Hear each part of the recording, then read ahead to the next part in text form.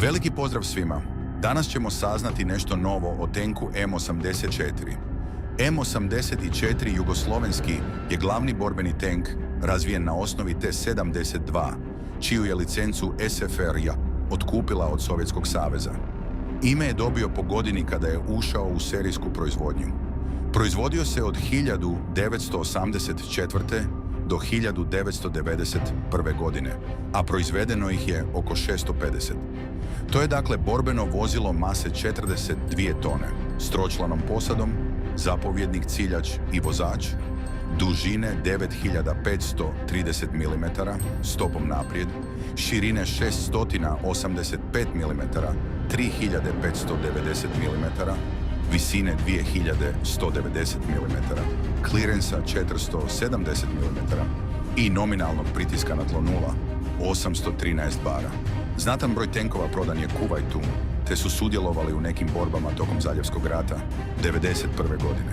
Dio flote tih tenkova koji su ostali na području bivše socijalističke federativne republike Jugoslavije naveliko je korišten u borbama tokom Domovinskog rata u Hrvatskoj te tokom rata u Bosni i Hercegovini. U 2020. godinama Srbija i Hrvatska održavaju kapacitete za periodična obnavljanja tenka i njegovo zadržavanje u sastavu svojih oružanih snaga, uz stanovite modernizacije.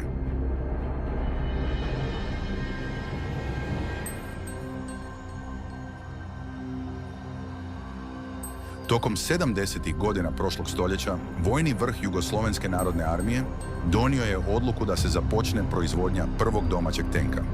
Zbog nedostatka iskustva u projektovanju i proizvodnji tenkova, odlučeno je da kao osnova za izradu domaćeg tenka posluži neki od postojećih modela tenkova treće generacije.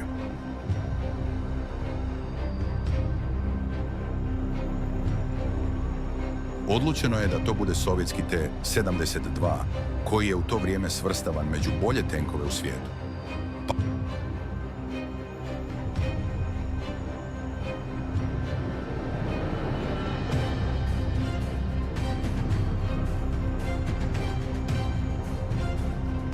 Paralelno s početkom proizvodnje, analizirane su sve prednosti i nedostaci ovog modela kako bi stečena iskustva bila iskorištena prilikom izrade domaćeg tenka. Prototip je proizveden 1983. godine, a serijska proizvodnja počela je 1984. Javnosti je prvi put predstavljen na paradi Pobjeda 85, 9. maja 1985. u Beogradu.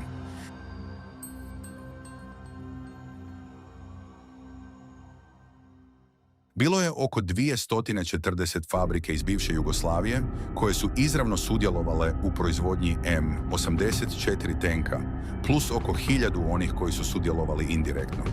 Glavne fabrike bile su Đuro Đaković, Slavonski Brod, završna proizvodnja, Famos, Sarajevo, Pogon, Iskra Delta, Kranji Laser i elektronički dijelovi. Zrak Sarajevo, Sarajevo Optika, Slovenske železarne, Ravne na Koroškem, Oklop, Prvi Partizan, Užice municija, Pretis, Vogošćan granate, Prva petoletka, Trstenik hidraulika, 21. maj, Rakovica, Beograd, Upravljački sistem, Bratstvo, Novi Travnik, Top, Metalski zavodi Tito, Skoplje, 11.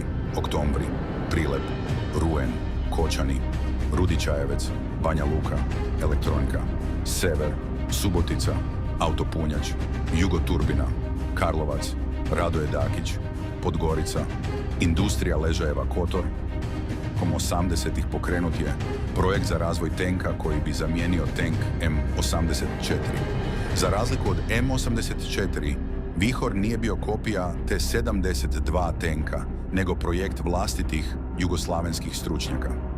Poslije raspada Jugoslavije, projekt izgradnje tenka Vihor se napustio. Najnovija srpska verzija M84 tenka je M84, AB1 opremljena s eksplozivno-reaktivnim oklopom Kontakt 5, a T11 protutenkovskim projektilima, Agava 2 termovizijom i Štora 1 aktivnim sistemom zaštite. Po ovoj opremi vrlo je sličan ruskom T-90. M84 AS ili M2001 je najmoderniji borbeni tank Srbije. M84AS je predstavljen javnosti 2004. godine, a proizvodi ga SDPR Jugoimport pod nazivom M84AB1. Kasnije je preimenovan u M84AS. Razvijen je zajedno s Rusijom, a tank je razvijan paralelno sa savremenim ruskim programom T-72 M1M za modernizaciju tenkova iz serije T-72 koji se nudi od 2005. godine. U novi tank je ugrađen poboljšani sistem za upravljanje paljbom SUP s integrisanim dnevno-noćnom ciljaničkom spravom. Postojeći top zamijenjen je novim, koji pored boljih značajki omogućava izuzetno laku i brzu zamjenu topovske cijevi. M84 je opremljen 125 mm topom s automatskim punjenjem koji ima brzinu paljbe 8 granata u minuti. Borbeni komplet se sastoji od 40 granata, od kojih je dio smješten u autopunjaču, a dio u tijelu tenka ispod kupole. Ovaj način spremanja streljiva je naslijedio od sovjetskog T-72, a pokazalo se vrlo opasno. Na kupoli se još nalaze 7,62 mm strojnica i 12,7 mm protuzračna strojnica. M84 ima vrlo sličan oklop kao i T-72. Višeslojni oklop sastoji se od čelika, aluminija, titanija i drugih materijala. Na ovaj oklop može se još postaviti eksplozivno-reaktivni oklop, kontakt 5 i aktivni sistem zaštite štora 1. Ovaj oklop daje efektivnu debljinu od oko 500 mm. Na prednjem dijelu kupole M84 ima 12 bacača dimne zavjese i postavljen reflektor za blisku borbu noću. U tank je ugrađena i dobra zaštita od radijacije i djelovanje hemijskih i bioloških oružja. Osnovni M84 bili su opremljeni s 12-cilindričnim vodom, hlađenim 36 dizelovim motorom, snage 574 kW. Poboljšani M84 ima moderniji i jači motor. Maksimalan kapacitet rezervoara je 1200 litara, s kojima može prijeći 450 km, a sa dodatnim spremnicima 650 km. Hrvatska verzija M84A4 ima snažniji njemački motor sa 1100 konjskih snaga, dok M95 Degman ima 1200 konjskih snaga, najjači motor od svih verzija MM84 tenka. Ovaj tank bez ikakve pripreme može savladati vodenu prepreku dubine 1,2 metra ili 5 metara s dizalicom. Tokom 10-dnevnog rata u Sloveniji, Jugoslovenska narodna armija je koristila M84 tenkove koji su se poslije sukoba povukli u Hrvatsku i Srbiju, odakle je planiran napad na Hrvatsku. Slovenija je zarobila nekoliko M84 tenka koji su nakon povlačenja Jugoslovenske narodne armije ostali u kasarnama. U Domovinskom ratu obje strane upotrebljavale su tank M84. Velik broj tenkova je tadašnja Jugoslovenska armija koristila u bici za Vukovar, kada su vukovarski branitelji na Trpinjskoj cesti pod zapovjedništvom Blage Zadre uništili oko 100 oklopnih vozila, najviše tenkova T-55 i oko 20 tenkova EM-84. Tokom bitke za kasarne, hrvatska vojska zarobila je oko 50 tenkova EM-84, koji su kasnije korišteni u svim većim operacijama oslobađanja hrvatskog teritorija. Dana 6.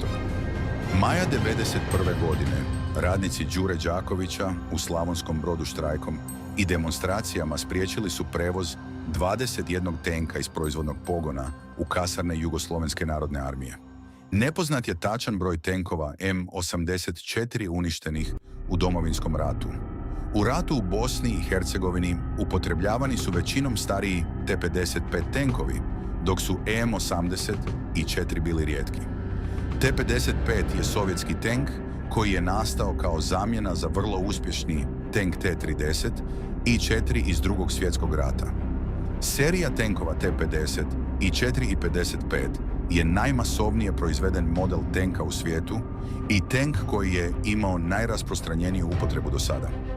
Po svom izgledu, T-54 i T-55 u mnogome su slični i tokom vremena mnogi modeli T-54 unaprijeđeni su u T-55.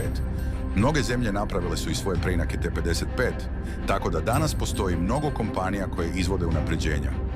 Tank model T-55 spada u grupu srednje teških tenkova. Naoružan je topom kalibra 100 mm i Browning strojnicom. Ima mogućnost djelovanja s 56 granata plus jednim podkalibarskim zrnom. Koristi pogonsko gorivo D2, a kapacitet rezervoara iznosi 1200 litara s vanjskim spremnicima. Novi modeli imaju i SUP za upravljanje paljbom i noćnu optiku. Na početku rata Republika Srpska Krajina veliku većinu M84 tenkova koji su bili u bosanskim kasarnama pripojila sebi, oko 150 do 200 tenkova M84, dok je armija Bosne i Hercegovine imala samo 3. Od toga 2 su zarobljena u selu Miljanovci, blizu Doboja i Tešnja. Tenkove M84 u svome sastavu su imale 1. oklopna brigada Vojske Republike Srpske, 2. oklopna brigada Vojske Republike Srpske i 16. krajiška motorizirana brigada Vojske Republike Srpske. Broj uništenih M84 tenkova u ratu u Bosni i Hercegovini je nepoznat.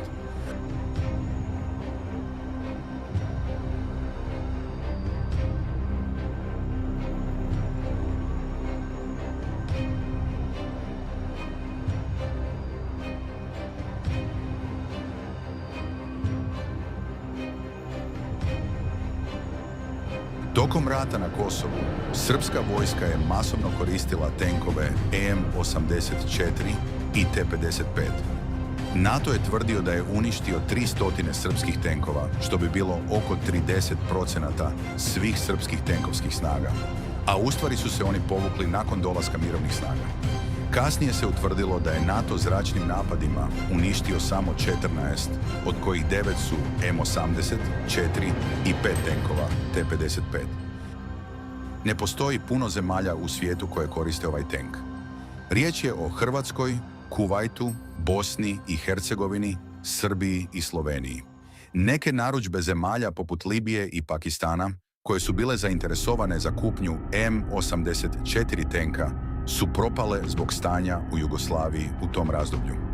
Antibalistički kutevi, višeslojno konfigurisane prednje ploče tijela tenka, te snažan čeoni dio kupole sa silikatnim umetkom, pružaju visoku razinu zaštite od kumulativnih i kinetičkih projektila. Dodatna protukumulativna zaštita je izvedena bočnim štitnicima na tijelu i vanjskom opremom na kupoli. U usporedbi sa savremenim zapadnim tenkovima, tank M84 zbog niske siluete ima manju prednju površinu i čini 15 do 20% manji cilj.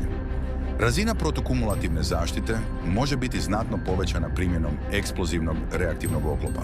U cilju maskiranja tokom bojnih aktivnosti, tank M84 koristi uređaj za stvaranje dimne zavjese i sistem za izbacivanje dimnih kutija.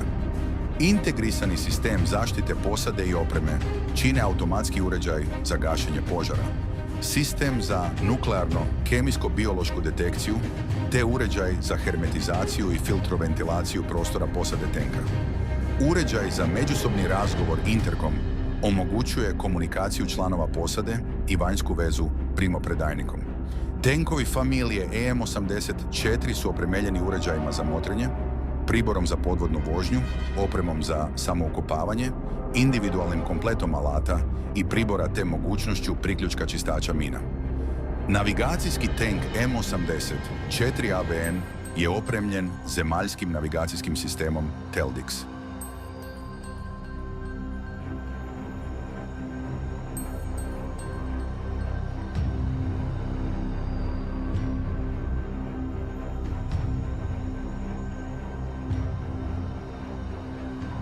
Hvala vam na gledanju ovog videa. Nadamo se da vam se dopao. Ako jeste, ostavite like, komentarišite i predložite ideje za novi video, jer čitamo svaki vaš komentar i naravno pretplatite se na naš kanal za još mnogo zanimljivog i edukativnog sadržaja. Doviđenja. From the dusty mesa, a looming shadow grows.